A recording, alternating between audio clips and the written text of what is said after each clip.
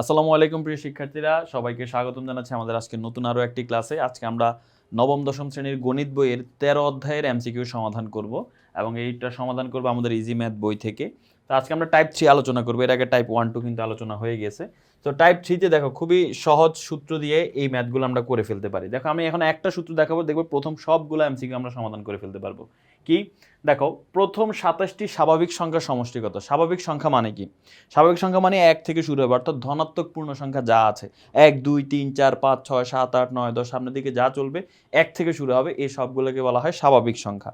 স্বাভাবিক সংখ্যায় কোনো দশমিক আসবে না, স্বাভাবিক সংখ্যায় কোনো ঋণাত্মক মান আসবে না, শূন্য কিন্তু আসবে না। তো এখন প্রথম 27টি স্বাভাবিক সংখ্যার সমষ্টি দেখো, স্বাভাবিক সংখ্যার সমষ্টির সূত্র আছে। সমষ্টির সূত্র কি? n into n plus 1 divided by 2, এটা হচ্ছে স্বাভাবিক সংখ্যার সমষ্টি। তো এখন কয়টা স্বাভাবিক সংখ্যা জানতে চাইছি তোমার কাছে? 27টি। এখন জাস্ট n এর মান 27 বসাই দিলে যেটা আসবে অ্যান্সার সেটা। দেখো আমরা এখানে n এর মান 27 বসাই দিই। দেখো এখানে n এর মান যদি 27 বসাই, 27, আর এখানে n এর মান 27 বসাইলে 27 আর 1 যোগ করে হবে কত? 28, আর নিচে আছে কত? 2। এখন 27 আর 28 গুণ দিয়ে 2 দিয়ে ভাগ করে দাও। 27 গুণ 28 গুণ করে ভাগ করে দিলাম 2 দিয়ে, অ্যান্সার আসে 378। তার মানে অ্যান্সার কি? অ্যান্সার হচ্ছে খ। সেম ভাবে পরের প্রশ্ন, একই জিনিস জাস্ট 30টি স্বাভাবিক সংখ্যা বলছে, তাহলে এখানে n এর মান 30 হবে। এখানে n এর মান কত হবে? n এর মান 30 হবে, যেখানে বসাবা 30 আর এখানে 30 যোগ 1 কত হবে? 31। ভাগ করব কত দিয়ে? 2 দিয়ে। এখন তুমি 30 আর 31 গুণ দাও, 30 গুণ 31 গুণ করে আমরা ভাগ করে দিলাম 2 দিয়ে, কত আসে? 465। তার মানে অ্যান্সার কি? অ্যান্সার হচ্ছে ঘ নাম্বারটা হচ্ছে অ্যান্সার। এর পরবর্তীতে দেখো 50টি স্বাভাবিক সংখ্যা, তার মানে n এর মান 50 হবে, আর কিছু নাই। যে এখানে n এর মান 50 বসাও, আর এখানে n এর মান 50 বসালে 50 আর 1 যোগ করলে হবে 51, নিচে হচ্ছে 2।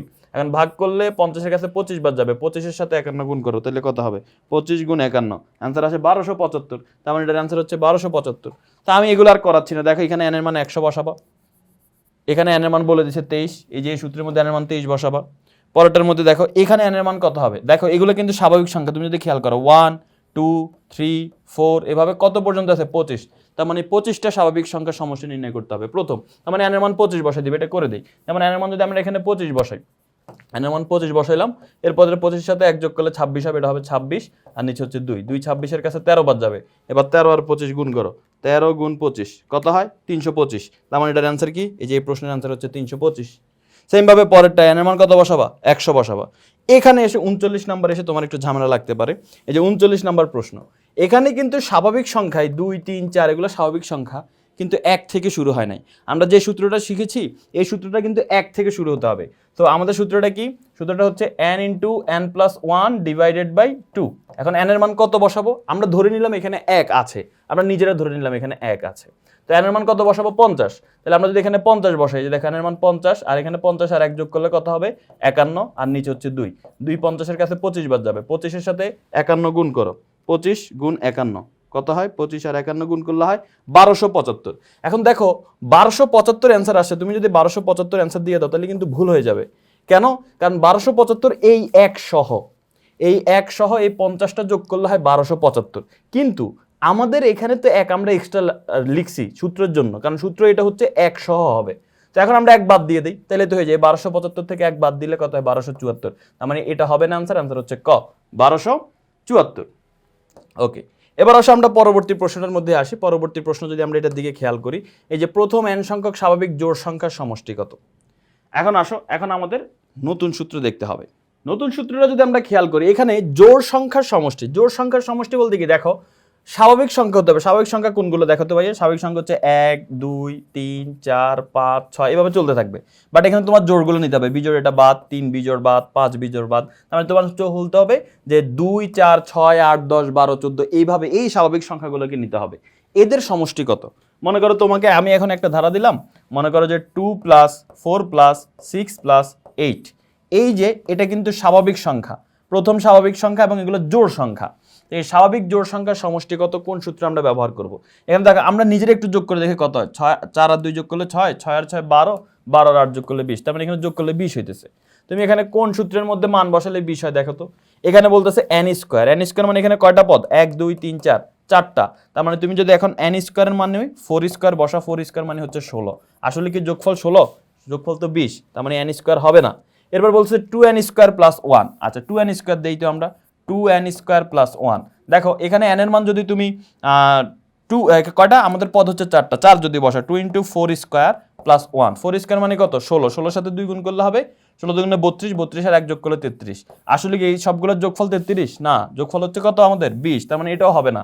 পরেরটা কি বলছে n square plus n, n square plus n। আচ্ছা এখানে পদ কয়টা 4টা, তাহলে n এর মান 4 বসা, 4 স্কোয়ার প্লাস 4, 4 স্কোয়ার মানে হচ্ছে 16 আর এখানে 4 এর জায়গায় 4, তার মানে 16 আর 4 যোগ করলে কত হয় 20। আসলেই তো সমষ্টি 20, অর্থাৎ প্রথম n সংখ্যক স্বাভাবিক জোড় সংখ্যার সমষ্টি সূত্র হচ্ছে n স্কোয়ার প্লাস n। আশা করি বুঝতে পেরেছো। এবার আসো আমরা 42 নম্বর প্রশ্নে চলে আসবো। প্রথম 10টি স্বাভাবিক সংখ্যার বর্গের, এই যে অনেকে এই জিনিসটা খেয়াল করেন, এখানে বর্গ থাকতে পারে, ঘনও থাকতে পারে। তা আমরা স্বাভাবিক সংখ্যার সমষ্টির সূত্র জানি n × n + 1 ডিভাইডেড বাই 2, কিন্তু এটা হচ্ছে স্বাভাবিক সংখ্যার সমষ্টি, বাট এখানে বলছে স্বাভাবিক সংখ্যার বর্গের সমষ্টি, অর্থাৎ এই সবগুলোর উপরে এরকম স্কোয়ার থাকবে আর কি, বর্গ থাকবে। তো সেই ক্ষেত্রে সূত্রটা একটু বড়, দেখো খেয়াল করো সেটা কি, n × n + 1 × 2n + 1 divided by 6, এটা হচ্ছে সূত্র। তো এখন আমরা যদি মান বসাই 10টি স্বাভাবিক সংখ্যা, তার মানে n এর মান হবে 10, 10 বসাই দেখি যে n এর মান এখানে 10 বসা 10, আর এখানে n এর মান 10 বসালে 10 আর 1 যোগ করলে কত হবে 11, আর এখানে n এর মান 10 বসালে কি হবে 10 দুগুণে 20, 20 আর 1 যোগ করলে কত হবে 21, নিচে হচ্ছে কত, নিচে হচ্ছে 6। এখন কাটাকাটি করো 2 দিয়ে, 5 দুগুণে 10, এখানে কত হবে 2 দিয়ে কাটলে 3 দুগুণে 6, এবার 3 21 কাছে কয়বার যাবে 3 7 21, এবারে গুণ করে দাও 5 গুণ 11 গুণ 7, দেখি 5 গুণ 11 গুণ 7, অ্যান্সার আসে কত 385। এই যে দেখো গ নাম্বারটা হচ্ছে অ্যান্সার, 42 এর অ্যান্সার কি, এই যে গ 385। আচ্ছা এর পরবর্তীতে দেখো পরেরটাও কিন্তু সেম, উপরের কথাই বলা আছে, নিচের কথাটা জাস্ট আমাদের ধারা আকারে দেওয়া আছে। দেখো এই সবগুলা স্বাভাবিক সংখ্যা, এই যেখানে স্বাভাবিক সংখ্যার কথা বলছে, হ্যাঁ স্বাভাবিক সংখ্যা, এবং সবগুলোর উপর কিন্তু স্কোয়ার আছে, মানে সবগুলোর উপর বর্গ আছে। তো উপরের কথা নিচের কথা সেম, বাট উপরে বলে দিয়েছে 10টি সংখ্যা, এখানে আমরা দেখতে পাচ্ছি 50টি সংখ্যা, যে 1 2 3 এভাবে চলতে থাকবে 50 পর্যন্ত।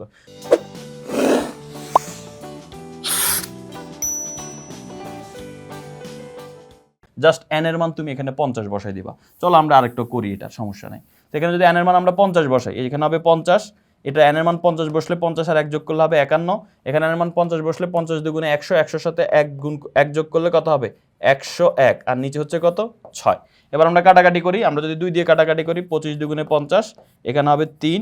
এবার আমরা গুণ করি 25 51 101 গুণ করি, 25 গুণ 51 গুণ 101, এটাকে আমরা ভাগ করব কত 3 দিয়ে, ভাগ 3, তাহলে মান আসে 42925 আছে, এই যে আছে খ নাম্বারটা 42925।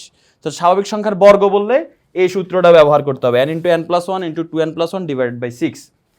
এখন আসো পরবর্তী প্রশ্ন, দেখো n সংখ্যক স্বাভাবিক সংখ্যার ঘনের সমষ্টি কি।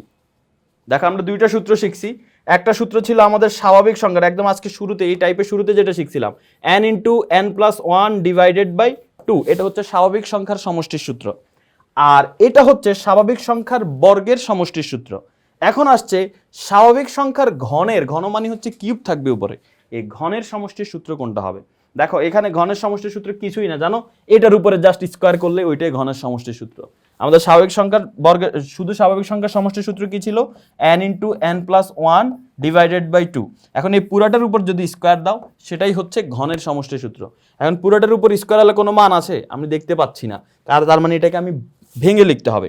এই দেখো স্কোয়ারটা কি সবার উপরে আছে, তো এই n এর উপর স্কোয়ার দিলে কি হবে n স্কোয়ার, এই 2 এর উপর স্কোয়ার দিলে কি হবে 2 স্কোয়ার মানে 4, আর এই ব্র্যাকেটের মধ্যে যেটা আছে এটার উপর স্কোয়ার দিলে কি হবে n + 1 হোল স্কোয়ার। তো এটা আর এটা কিন্তু একই কথা, এটা অপশনে আছে নাকি দেখো তো, n square into n + 1 whole square by 4, এই যে এটা হচ্ছে আমাদের n সংখ্যক স্বাভাবিক সংখ্যার ঘনের সমষ্টির সূত্র।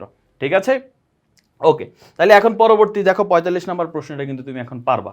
কিভাবে ভাইয়া, এই যে দেখো এখানে এগুলো কিন্তু স্বাভাবিক সংখ্যা 1 2 3 এগুলো স্বাভাবিক সংখ্যা, লাস্টে n, তার মানে n সংখ্যক স্বাভাবিক সংখ্যার ঘনের, তার মানে কিউ আছে মানে ঘনের সমষ্টির সূত্র কোনটা হবে, ওই যে একই কথা n square plus n + 1 by 4 cube. ঠিক আছে, তা আশা করি ওই আগেরটার মতোই আর কি, এই যে আগেরটার অ্যান্সার কি ছিল, এটা n square plus n + 1 whole square by 4, এখানেও সেম ঘ নাম্বারটা অ্যান্সার হবে।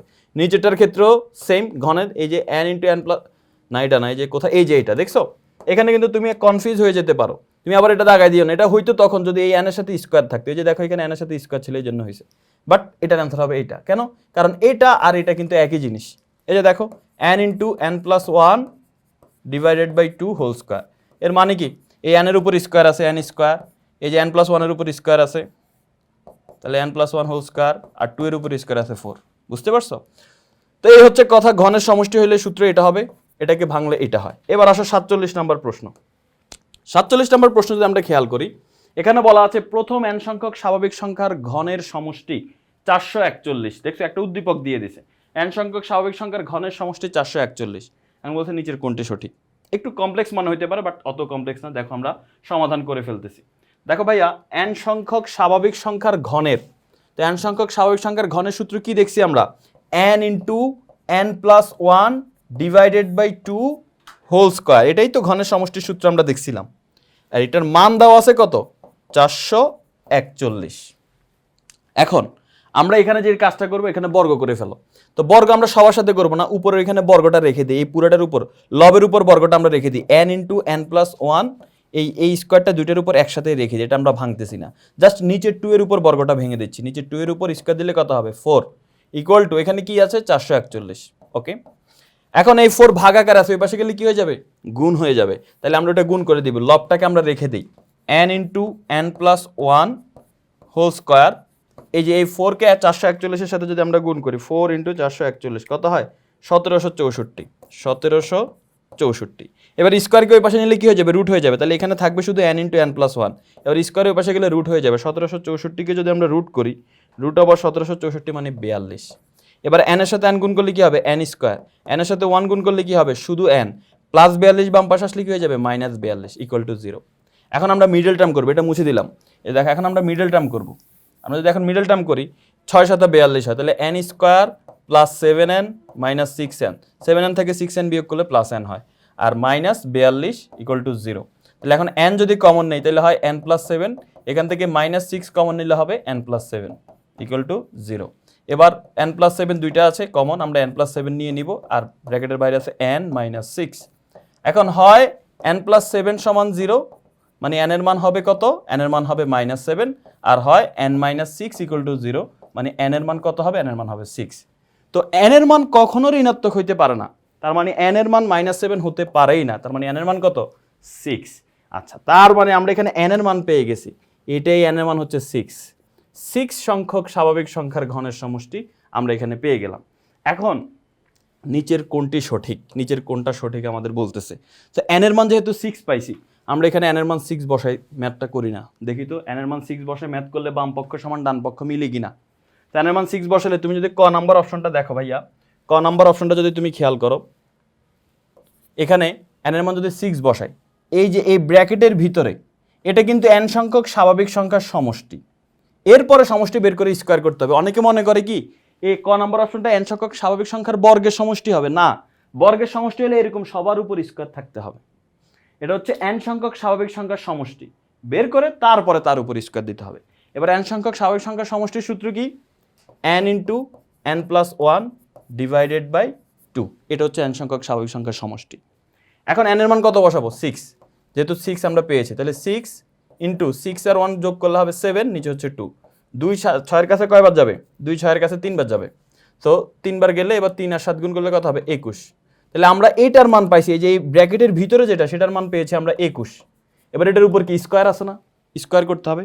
21কে যদি আমরা স্কোয়ার করি, 21 গুণ 21 কত হয়, 441।